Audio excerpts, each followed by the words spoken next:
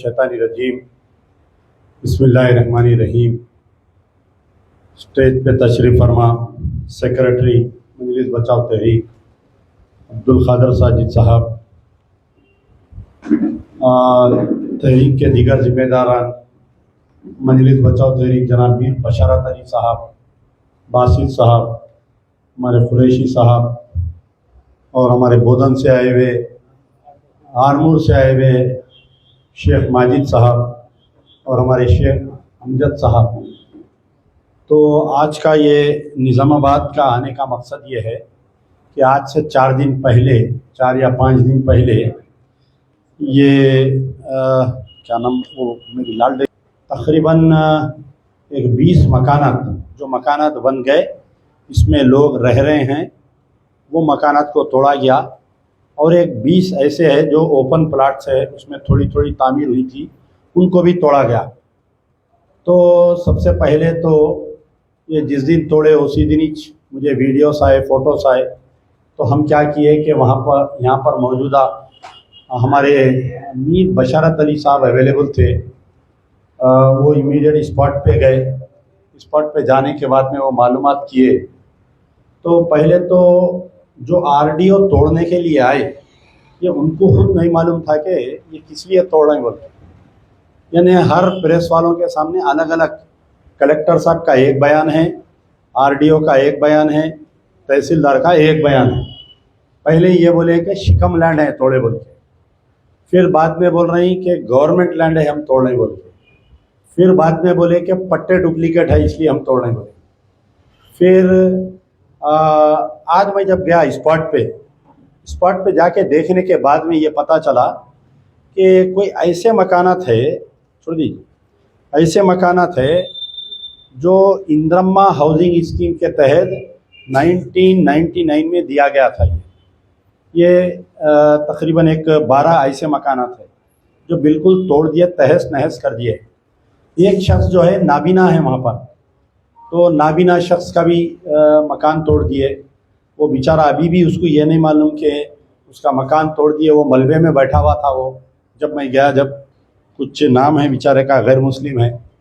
फिर एक जो है जिनके घर में नई नई शादी हुई थी, वो लड़का पूरा जहेज़ के साथ अपनी अहलिया नई दुल्हन के साथ था, पूरा जहेज़ के साथ उसका मकान तोड़ दिया। ठीक है, अगर ये लोग कोई शिकम लैंड पे है या गवर्नमेंट लैंड पे है, उसका एक तरीक़ा होता। उसका क्या तरीक़ा होता कि आप उनको नोटिस देते, उनको रिहेबिलिटेट करते।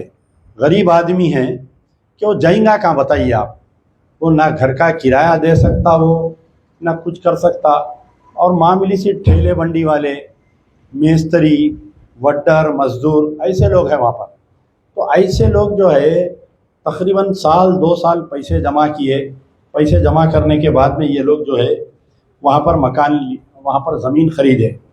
मैं तकरीबन जो मकानात टूटे 20 आदमी से मैं बात किया, तो ये लोग ये बोल रहे हैं कि सबसे पहले तो यहाँ की जो लेडी मेयर है उसके हस्बैंड का नाम ले रहे हैं ये लोग, शेखर बोल के।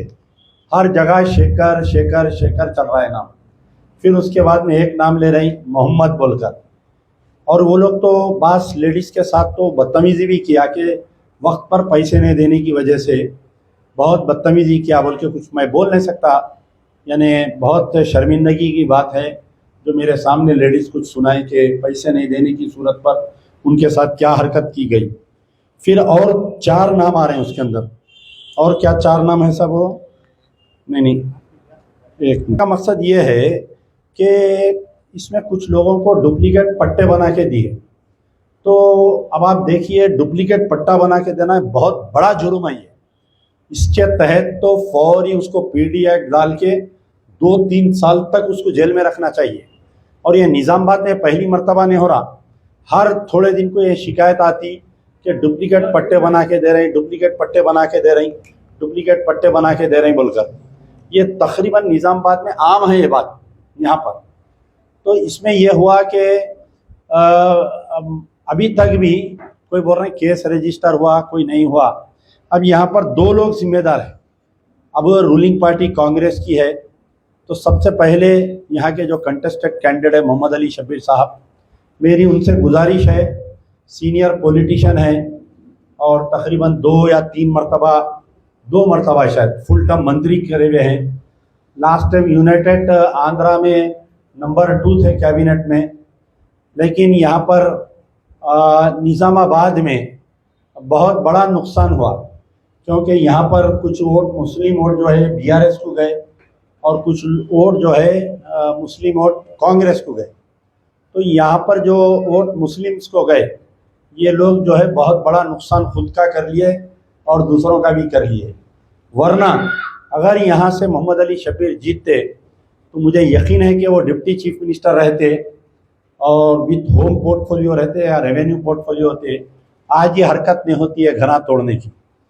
यानी मुसलमानों के सारे तेलंगाना के मुसलमान एक तरफ जा रहे थे, तो यहाँ पर निज़ामाबाद में जो है इंतशार का शिकार थे। यहाँ पर कोई केसीआर को मामू बना ले रहा था, कोई ये बोल रहा था कि यही तकरीर हुई थी ना निज़ामाबाद में कि मैं मरते दम तक केसीआर के साथ रहूँगा, और यही तकरीर में बोले कि मामू की सरकार है, मामू को वोट दियो बोलकर। तो ये जो बड़े कायदीन, इनकी कुछ आस थी केसीआर से, लालच थी, इसमें कौम को ये लोग भटकाए।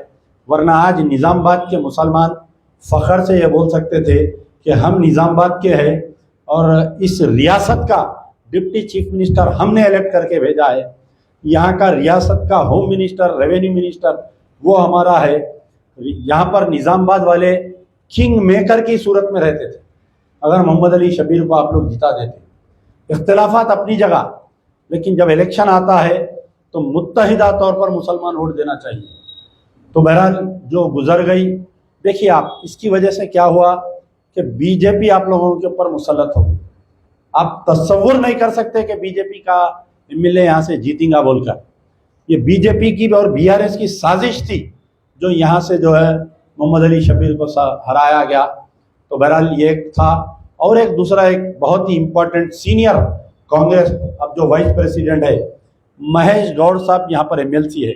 हो सकता है कि कल के दिन वो भी मंत्री बन सकते, या हो सकता वो पीसीसी के सदर बन सकते। लेकिन मेरी उनसे गुजारिश है कि निज़ामाबाद आपका घर है, इन गरीबों के जो घर टूटे गए हैं, ये दोनों कायदीन मोहम्मद अली शब्बीर और महेश कुमार गौड़ साहब कल सीएम का ने जाना। बहुत ज़मीन है यहाँ पर गवर्नमेंट की। जो लोग गरीब, जो हंदा आदमी, आप तस्वुर करिए, आंख बंद कर मैं जो बात कर रहा हूँ कि एक शख्स हंदा है, उसको लाऔलाद है, वो हंदा आदमी क्या मेहनत किया होगा, कैसे पैसे जमा कराऊंगा। सोचिए आप, एक फुल्ली प्रेग्नेंट एक लेडी है और उसका कोई सहारा नहीं है, बैठी हुई है मलबे के ऊपर। कब उसको पेन्स आते नहीं मालूम, कब उठ के भागना पड़ता उसको नहीं मालूम दवाखाने को। वो शख्स जो शादी करके दुल्हन को लेकर आया, उसका कुछ जहेज था घर में रखा हुआ, सारा ऐसा दबा दिया गया यहाँ पर। तो बहरहाल मेरा बोलने का मतलब है कि ये दोनों लीडरों से मेरी गुजारिश है, महेश कुमार गौड़ साहब से और मोहम्मद अली शब्बीर साहब से, इमीडिएट ये लोगों को 10-15 दिन के अंदर किसी मुकाम पर, अगर आप फ़र्ज़ करिए वो गवर्नमेंट लैंड है, आप वहाँ पर शिकम लैंड है, नहीं देना चाह रही तो आप दूसरी जगह दीजिए। और जहाँ पर जो पट्टा लैंड है, जैसा बखौल हमारे अमजद भाई के, इनके 3 प्लाट हैं वहाँ पर पट्टा लैंड है। वो उन्होंने बोल रहे भाई यहाँ तो कोई ना शिकम है ना गवर्नमेंट है, तोड़ते तोड़ते घुस के इनके भी मकाना तोड़ दिए, वहाँ पर 3 मकानों को तोड़ दिया। और जो लोग तोड़ने आए हैं आरडीओ को सर्वे नंबर में कंफ्यूज हो रहा हूँ। और कोई भी रहना भाई, बेचारे गरीब को मौका देना था, या नहीं तो आप फोर्सबली खाली कराना था। एक दिन पहले लेडीज फोर्स को, पुलिस को लाके आप पूरा सामान उनका उठा के आप बोलना था कहीं जाओ, आप बाद में तोड़ना था। ये तो बड़ा जुल्म हो गया। ये ऐसा महसूस हुआ थोड़ी देर के लिए मैं वहाँ पर गया तो ये जो क्या नाम बोले बस्ती का, नहीं ऐसा दिख रहा था कि क्या ये उत्तर प्रदेश में आ गई, क्या योगी की सरकार है क्या यहाँ पर, जो रातें रात आके डोजरों से तोड़ दे रहे, मुसलमानों के घर चले जा रहे। क्या मुसलमान तेलंगाना के इसलिए कांग्रेस को वोट दिए, क्या हमारे घरों को तबाह करो बोल के? क्या मुसलमान कांग्रेस के इसलिए वोट दिए कि मेरे घर में नई दुल्हन आई है शादी करके, उसका पूरा जहेज तबाह कर दे बोल के इसलिए दिए? क्या बताइए आप। तो बहरहाल, हालांकि टास्क मुश्किल है, या तो 2 बेडरूम फ्लैट देना चाहिए, या तो आप उनको कहीं गवर्नमेंट का प्लाट देकर पट्टा देना चाहिए, बैंक से लोन दिलाना चाहिए उनको बनाने के लिए, फिर से उनकी ज़िंदगी की शुरुआत होना उनकी, क्योंकि बहुत हार्ड अर्न मनी है। ऐसे ऐसे गरीब लोग हैं। मेस्त्री बताइए, एक वड्डर का काम करने वाला, उन्हें क्या कमाता डेली बताइए? 700-800 रुपये कमाता उन्हें। घर चलाना कितने दिन लगे होंगे उसको 1-2 लाख रुपए जमा करने के लिए? वो घर बनाने के लिए उसको कितने दिन लगे होंगे? 2 लाख रुपए का घर बनाया बेचारा, 4 लाख का नुकसान हो गया, सुसाइड कर लेता हूँ साहब बोल रहा हूँ उन्हें। तो बहरहाल ये वाक़यात थे, इसके ऊपर हम तहकीक़ात करने के लिए आए थे। और यहाँ पर की कुछ बॉडी में तब्दीली हुई है। कल क्योंकि पार्लियामेंट इलेक्शन, असेंबली इलेक्शन के बाद से निज़ामाबाद में हमारी बॉडी ज़रा एक्टिव नहीं थी, और पार्लियामेंट इलेक्शन में भी ये लोग एक्टिव नहीं थे। तो मैं इनसे ये लोग आए थे हैदराबाद को, सदर मजलिस बचाओ तहरीक से बातचीत किए। बात करने के बाद में, क्योंकि लास्ट टाइम कुछ चेंजेस हुए थे, तो उसमें जो है अब फिर से दोबारा यहाँ पर हमारे अब्दुल बासित साहब को सदर मुंतखब किया गया है। ये सदाकतनामा सदर मजलिस बचाओ तहरीक की तरफ से मैं लाया हूँ। जाने से पहले हमारे सेक्रेटरी साहब के, ये हमारे मजलिस बचाओ तहरीक के सेक्रेटरी है, आप उनको हवाले करेंगे। और हमारे जनरल सेक्रेटरी, हमारे जो मौजूदा टाउन के सदर थे मीर बशारत अली साहब, उनको डिस्ट्रिक्ट सदर बनाया गया है, और उनको ये इस बात का इख्तियार दिया गया है कि वो अपनी बॉडी चुने। आपको भी इख्तियार दिया गया है कि आप अपनी बॉडी चुने। और हमारे अमजद भाई की ख्वाहिश है कि मैं डिस्ट्रिक्ट में काम करता हूँ, मेरे को डिस्ट्रिक्ट जनरल सेक्रेटरी दिलाइए। इंशाल्लाह आपका भी सदाकतनामा सदर साहब से बात करके मैं आपको भी भिजाता हूँ। डिस्ट्रिक्ट में काम करते बोल रहे हो, उनको दे दीजिए फ्री हैंड। ये दे दीजिए, लाइए, किसका ही है। 2-3 मसले थे, आप लोग बैठ जाइए 1-2 मिनट। देखिए 2-3 मसले हैं कि इलेक्शंस गुजरे, मुसलमान जो है खुल कर वोट दिया कांग्रेस को, और रेवंत रेड्डी साहब चीफ मिनिस्टर बने। तेलंगाना का मुसलमान रेवंत रेड्डी को देख के नहीं दिया वोट, बल्कि राहुल गांधी, प्रियंका गांधी को हमने देखकर कांग्रेस को वोट दिया। हम लोग तायद किए, हम भी तायद किए, मुहिम चलाए। 9 साल तक जो मनहूस की सरकार थी यहाँ पर, ये निजामाबाद में बोला था ना कि रिजर्वेशन कब देते हो, तो बैठो बैठो मैं तुम्हारे बाप से बात करता हूँ, देख अल्लाह की मार कैसा पड़ी तेरे को, तू बैठ गया घर में, आज ना उठने आ रहा।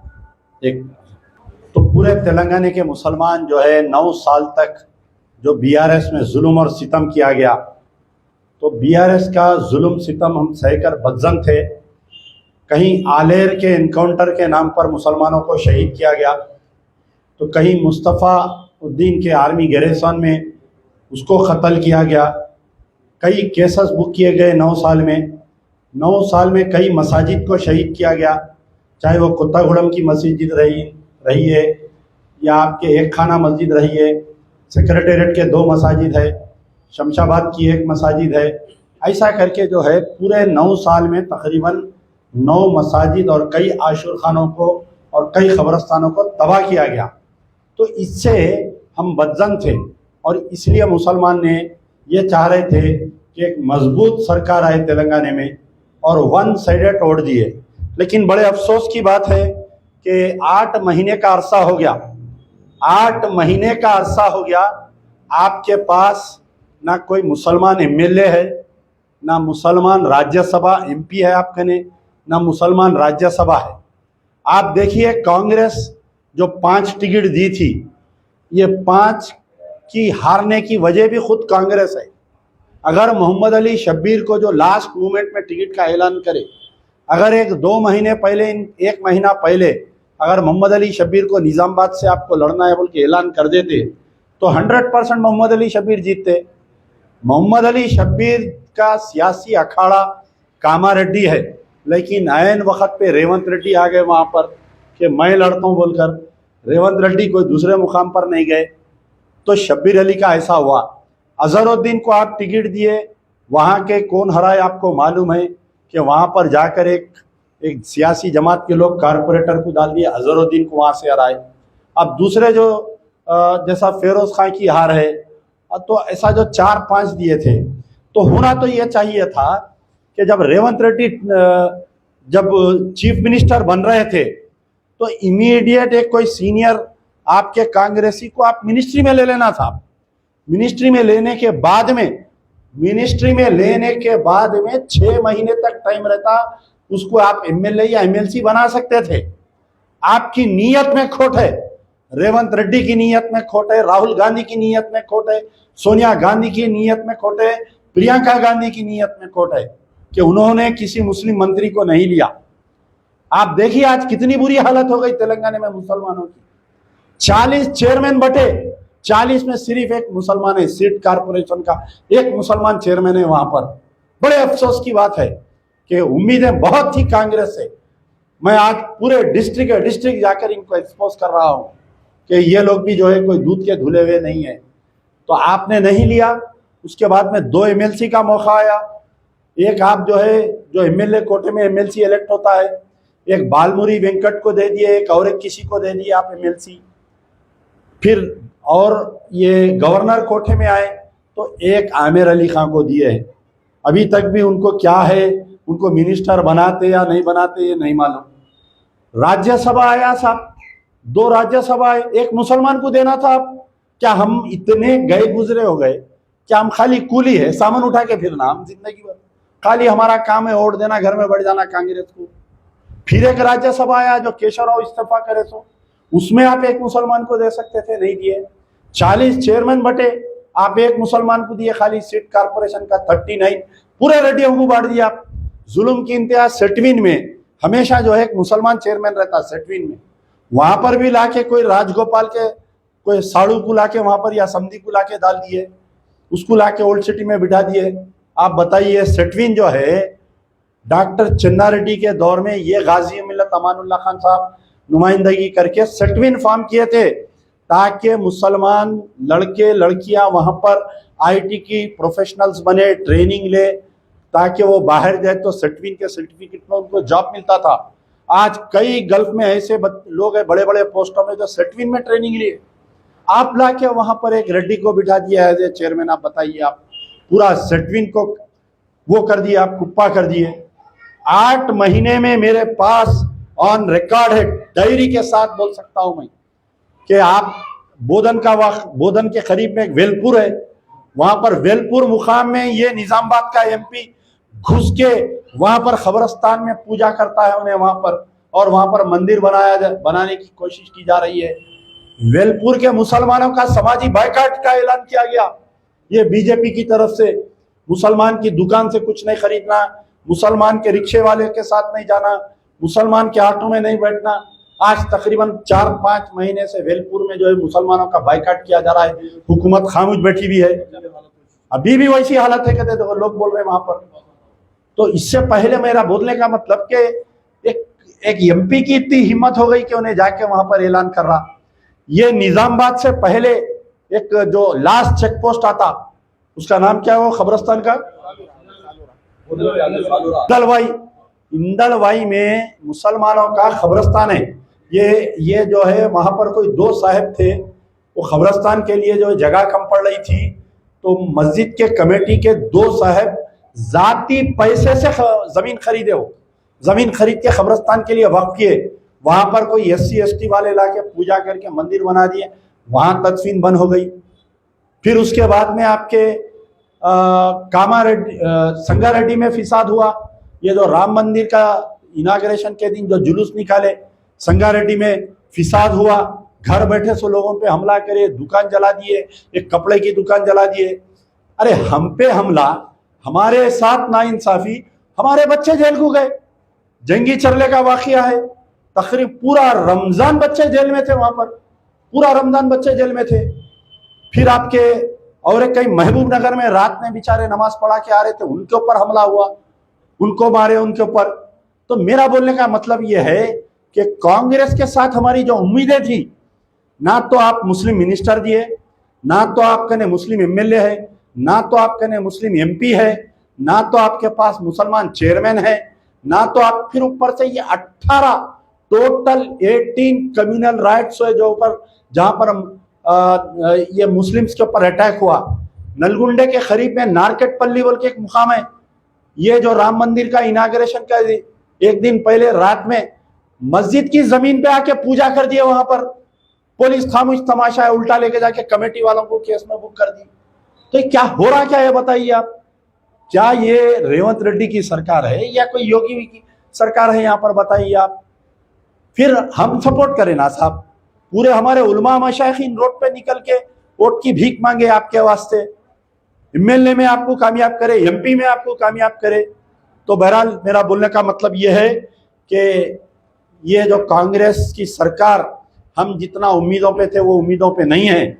आने वाले बल्दिया इलेक्शन है, अब आने वाले 1 या 2 महीने में बल्दिया इलेक्शन है। हमारे तमाम कमेटी वालों को मैं बार बार कह रहा हूं कि आप लोग मजबूत हुइए। देखिए, सिर्फ 15 या 20 दिन के टाइम में इलेक्शन हो जाता। आज उन्हें ऐलान करता, 15 दिन के बाद में ना आपके नॉमिनेशन की डेट आती, एक 10 दिन में नॉमिनेशन, 10 दिन में वोटिंग हो जाती है, और आप लोग सोते रहेंगे ऐसे ही। आप लोगों को जागो, आप लोग उठो अपने नींदों में से, कमेटी को मजबूत करो, नौजवानों को जोड़ो, नौजवानों को जोड़ो। निजामाबाद में कई मुझे फोन करते हैं नौजवान पढ़े लिखे जो तहरीक के बैनर तले आना चाहते हैं, कैंडिडेट बनना चाहते हैं। आने वाले इंतखाबात में फिर वही ड्रामा होगा। कल तक एमआईएम बीआरएस साथ में थे ना भाई, साथ में रह के लोगों को बेवकूफ बनाए। कारपोरेटर इनको भी वोट दिया तो उनको वोट दिया वैसा, उनको वोट दिया तो इनको वोट दिया वैसा। अब एक नया ड्रामा होगा। अब क्या ड्रामा होगा? एमआईएम और कांग्रेस मिलकर इलेक्शन लड़ेंगे। अब फिर वही आप लोगों को बेवकूफ बनाएंगे। जाइए आपके बस्तियों में जाके देखिए क्या हालत है। ना सही सड़क, ना सही रोड, ना सही लाइट का इंतजाम, मच्छरों की यह हालत है। निजामाबाद के बास एरिया में 2 लोग आपस में बैठ के बात नहीं कर सकते। अगर निजामाबाद के हालात को सुधारना है, निजामाबाद को A1 सिटी बनाना है, कब तक आप काउंसिल में रहते? आप आइए, आपको कारपोरेशन हम बना के देंगे। अगर मजलिस बचाओ तहरीक के कारपोरेटर्स यहां से जीतेंगे तो सबसे पहले हमारा मुतालिबा रहेगा कि निजामाबाद को कारपोरेशन में डिक्लेयर करो, A1 कारपोरेशन में, 3rd नंबर नहीं, A1 कारपोरेशन में डिक्लेयर करो। आप A1 जब कारपोरेशन में डिक्लेयर होंगे तो आपको फंड ज्यादा आएंगे। जैसा आज अगर कोई काउंसलर को लाख, 2 लाख, 5 लाख मिल रहे हैं, अगर आप कारपोरेशन में आएंगे, A1 कारपोरेशन बनेगा निजामाबाद म्युनिसिपल कारपोरेशन, तो फिर आपको कम से कम आपके वार्ड में डेवलपमेंट के लिए 50 से 60 लाख रुपए आपको मिलेंगे। तो क्या एक कारपोरेटर को अगर 50 से 60 लाख मिलेंगे तो वो एरिया डेवलप नहीं होगा क्या? बताइए आप। यहाँ के काउंसलरों का तो ये हाल है, कोई जुआ खेलते गड़ जा रहा, कोई गोबर बेचते गड़ जा रहा, कोई जमीनों के डुप्लीकेट पट्टे बना के बेच रहा। अरे शर्म की बात है, कारपोरेटर बेच रहा खते बना के। बताइए आप क्या कर रही पुलिस? बताइए गरीब के पैसे कहां पर गए? इसकी जिम्मेदार कौन है? आके घर तो तोड़ के चले गए। क्या 8 दिन से निजामाबाद की पुलिस सो रही है? मैं निजामाबाद के पुलिस कमिश्नर से सवाल कर रहा हूं कि क्या सो रहे हैं आप? कहां पर है? अच्छे लाला के सालों को मुसल कसो पूरों को पीडी एक्ट डाल के भेजो। 2 साल तक फिर कोई गरीब को धोखा नहीं देना, कोई जमीन नहीं बेचना, वैसा करो आप। तो इंशाल्लाह तमाम निजामाबाद के मुसलमानों से, दलितों से ये मेरी अपील है कि पढ़े लिखे नौजवानों को लाइए, अभी भी वक्त है। खवातीन आइए सामने, पढ़े लिखे लड़कियां आइए सामने, इलेक्शन लड़िए, क्योंकि निजामाबाद में कई वार्ड रिजर्व है। यहाँ पर आप लोग आइए। जब तक आप लोग आगे नहीं बढ़ेंगे, सियासत में बदलाव नहीं आएगा। फिर 5 साल कोस लेते बैठना पड़ेगा आप लोगों को, वही 5 साल गिले कर लेते बैठना पड़ेगा। इंशाल्लाह हम भी चाह रहे हैं कि पढ़े लिखे नौजवान आइए सामने। अगर कोई डॉक्टर अगर आके आपका काउंसलर बनेगा तो एक पढ़ा लिखा नौजवान रहेगा, वो किसी दफ्तर में जाएगा। कोई इंजीनियर आके आपका काउंसलर बनेगा, कोई एडवोकेट आके अगर आपका काउंसलर बनेगा तो ये सब धंधे करेंगे क्या? बताइए। कोई डॉक्टर अगर काउंसलर बना तो क्या आपको डुप्लीकेट पट्टे बना के देख के आपको चुना लगाएगा क्या? बताइए आप। तो बहरहाल यहाँ के हालात बहुत खराब है। मैं पूरे बस्तियां फिर कर आ रहा हूं, तो इंशाल्लाह उम्मीद है कि आने वाले निजामाबाद के बल्दिया इलेक्शन में, सिर्फ निजामाबाद की बात नहीं कर रहा हूं मैं, पूरे तेलंगाना में जहां जहां पर मजलिस बचाओ तहरीक के उम्मीदवार बनना चाह रहे हैं, आप लोग आइए, रब्त कायम करिए। जब तक सिस्टम को नहीं बदलेंगे, सिस्टम को बदलो आप लोग, पढ़े लिखे लोग आइए। ये गंदे सिस्टम को अगर बदलाना है तो पढ़े लिखे लोग आगे आना पड़ेगा। आप लोग आइए, आप लोग हिस्सा लीजिए। पढ़ा लिखा तबका, नौजवान तबके से मेरी गुजारिश है, दर्दमंदाना अपील है, अगर इस वक्त अगर निजामाबाद में आप लोग इनकलाब नहीं लाएंगे तो मैं समझता हूं कि फिर कभी इनकलाब आने वाला नहीं है। शुक्रिया। यार जिंदा सोबत बात।